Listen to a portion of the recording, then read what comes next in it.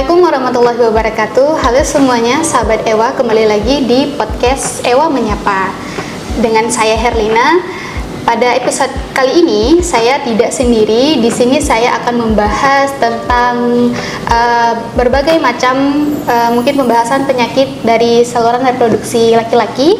Nah, pada sore kali ini saya ditemani oleh dokter. Halo dokter. Halo, selamat sore Mbak. Ya, sehat dokter? Ya, sehat Mbak. Mungkin dokter bisa menyapa teman-teman sahabat Ewa sekalian. Perkenalkan dokter dengan dokter baik. siapa? Ya, halo sahabat Ewa, perkenalkan saya Dr. Ardhito Goler, spesialis urologi. Dokter, mungkin teman-teman sekalian pada belum tahu nih dok, apa tuh sih urologi itu? Mungkin dokter bisa jelaskan bagaimana urologi itu? Jadi urologi adalah ilmu cabang kedokteran yang mempelajari terkait ketidaknormalan pada saluran kemih dari mulai ginjal sampai ujung saluran kencingnya, mulai dari laki-laki dan perempuan, dan ditambah dengan organ reproduksi pada laki-laki. Dan untuk tindakannya tidak selalu dengan pembedahan, bisa dengan bedah maupun non bedah. Mungkin seperti itu Mbak. Mungkin dok, kebanyakan dari kita ini banyak yang menyerangnya itu pada laki-laki ya dok ya. Mungkin bisa dari usia anak-anak kah dok, atau mungkin hanya untuk reproduksi usia dewasa aja, itu gimana dokter? Baik, berarti sebenarnya untuk cabang dari diagnosa atau penyakitnya sendiri bisa beraneka ragam ya Mbak ya.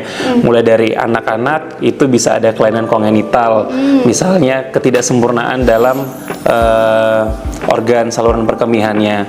Mungkin misalnya pada pasien anak-anak misalnya ada dinamakan ada ginjal yang bengkak, kemudian ada yang saluran kencingnya tidak pada ujungnya, dan juga mungkin buah zakar yang tidak turun, itu pada anak-anak.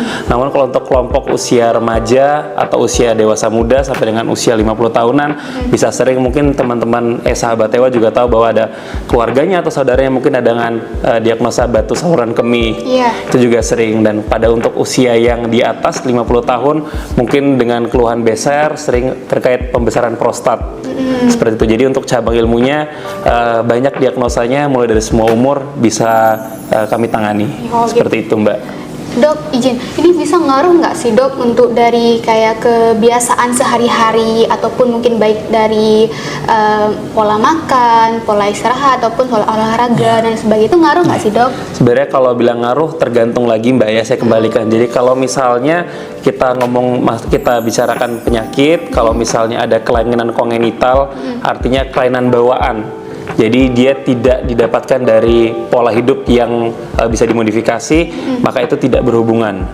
Namun kalau misalnya terkait sakit-sakit lain, misalnya seperti pembesaran prostat, batu saluran kemih, atau mungkin kanker pada saluran kemih, itu biasanya bisa dengan perubahan pola hidup. Pola hidupnya pun juga berbeda-beda tergantung dari sakit-sakitnya tadi. Nah, pola hidup yang dimaksud itu seperti apa dok? Apakah karena kebiasaan sesuatu dia melakukan sesuatu, atau mungkin pola hidup yang mungkin terus-menerus, mungkin kurang minum air kah, ataupun karena penyakit infeksi terkena apa kah gitu dok? Ya, jadi kalau misalnya mungkin saya kasih contoh satu diagnosa yang sering, yaitu batu saluran kemih. Bagaimana untuk menjaganya?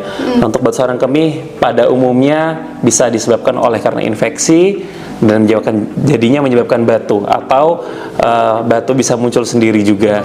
Batu tidak akan tiba-tiba muncul, tiba-tiba jadi besar. Pasti awalnya dari kencing atau dari urin yang tidak bisa lancar dengan baik, akibatnya terjadi stasis atau urinnya tidak bisa flow-nya yang lebih lancar, sehingga terjadi endapan menjadi pasir dan akibatnya beragregasi atau berkumpul menjadi sebuah batu. Nah, pada dasarnya mungkin kita bisa dengan pola hidup yang paling rutin adalah dengan memperbanyak jumlah kencing, dengan cara memperbanyak minum, seperti itu. Dan juga untuk makanan-makanan harus dihindarkan. Batu itu banyak jenisnya, mungkin namun secara umum bisa menghindari untuk jeroan, kacang-kacangan, teh, ubi, dan juga mungkin keju untuk dikurangin. Gitu. Itu meliputi untuk dari anak sampai dewasa dok? Pencegahannya? Betul. Dan ini kita ngomong tadi mungkin untuk diagnosa contoh batu saluran kemih. Untuk diagnosa beda lagi, mungkin untuk pola hidupnya berbeda lagi Mbak. Gitu. Dok, boleh nggak jelasin selain pembesaran kelenjar prostat ataupun ada batu di saluran kencing, mungkin ada lain diagnosa yang lain yang mungkin pada umumnya ditemukan sama pria dewasa gitu dok. Mungkin bisa jadi teman-teman Ewa sekalian bisa jadi bahan ilmu baru nih untuk pencegahan, untuk diagnosa ini penyakit ini seharusnya tidak dilakukan seperti ini gitu dok. Dok. Jadi saya mungkin untuk diagnosa mainstream kan tadi mungkin batu saluran kemih atau pembesaran prostat. Nah, kalau misalnya mungkin untuk yang tadi dikatakan untuk laki-laki dewasa atau orang dewasa, mungkin yang sering yang agak tabu adalah masalah ereksi juga yang kurang bisa pada bapak-bapak mungkin ereksinya kurang bisa merasa puas. Banyak orang yang bilang, oh ya karena saya sudah tua sehingga saya wajar tidak bisa ereksi sehingga saya tidak bisa melakukan hubungan intim. Padahal itu salah. Sebenarnya berapapun usianya ya kita akan kejar apakah ini disebabkan oleh kelainan lain. Misalnya ada kelainan metabolik, ada kelainan kencing manis, atau ada faktor profil lipid atau profil lemaknya yang kurang baik sehingga bisa menyebabkan gangguan untuk ereksi. Maka hal tersebut akan kita evaluasi dan memang bila bisa diselesaikan penyebab dasar tersebut, harapannya ereksinya bisa kembali.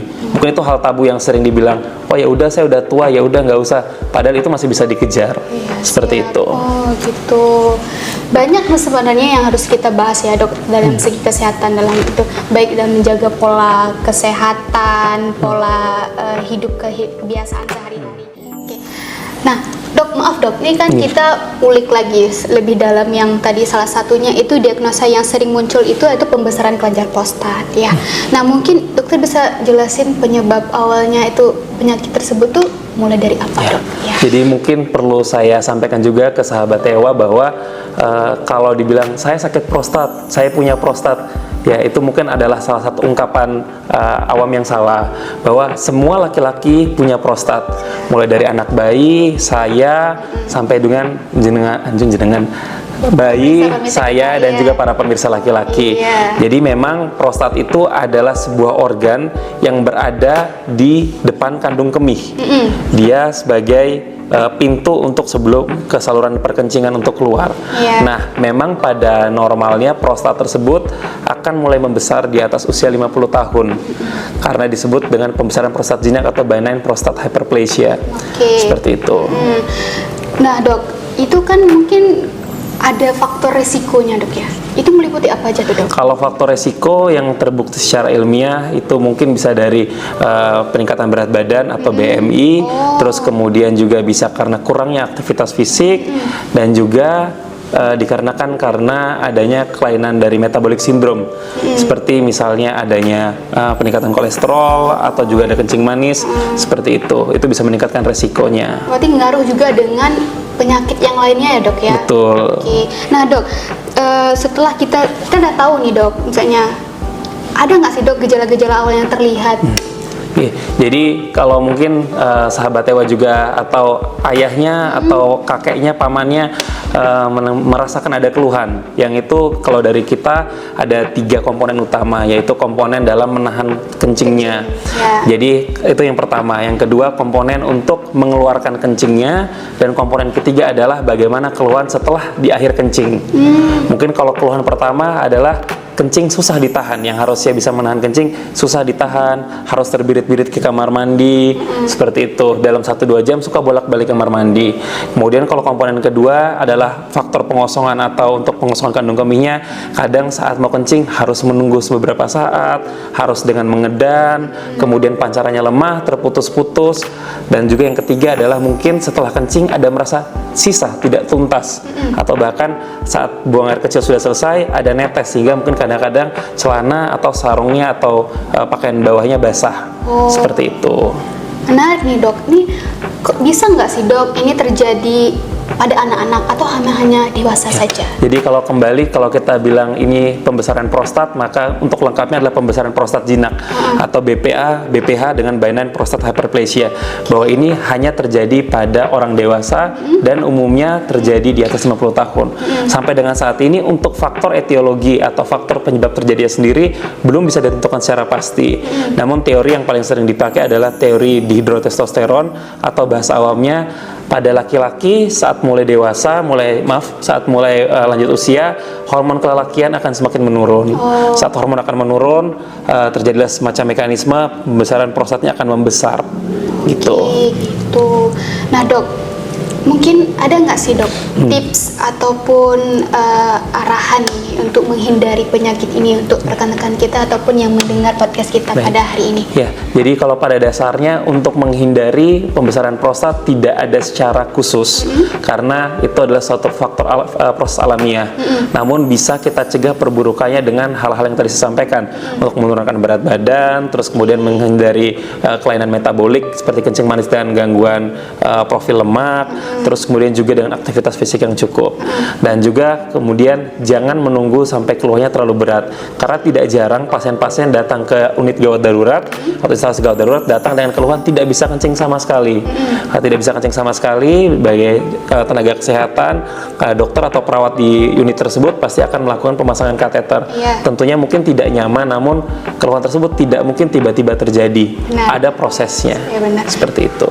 Nah dok, untuk tindakan ataupun pengobatan yang biasa dilakukan untuk diagnosa tersebut biasanya meliputi apa aja dok yang bisa kita? Ya, jadi kalau saya kembalikan lagi untuk diagnosa benign prostat, pembesaran prostat jinak itu kita bagi secara besar dengan 3, yaitu adalah 1, tidak perlu diterapi atau hanya watchful waiting. Dalam arti kita hanya kamu BPH, kita pantau ya, disertai dengan perubahan lifestyle modification, dengan perubahan pola hidup. Kemudian yang kedua dengan pemberian obat-obatan. Pemberian obat-obatan kapan diberikan? Itu bila keluhan perkencingannya mengganggu pada pasien. Karena kalau kembali ke poin 1, tidak jarang pasien datang, dok ini saya habis selesai USG untuk medical check up rutin, prostatnya membesar berdasarkan angka, namun untuk keluhan tidak begitu mengganggu, sangat ringan, maka tidak perlu kita tangani secara khusus. Gitu. Sama yang ketiga adalah terapi dengan pembedahan.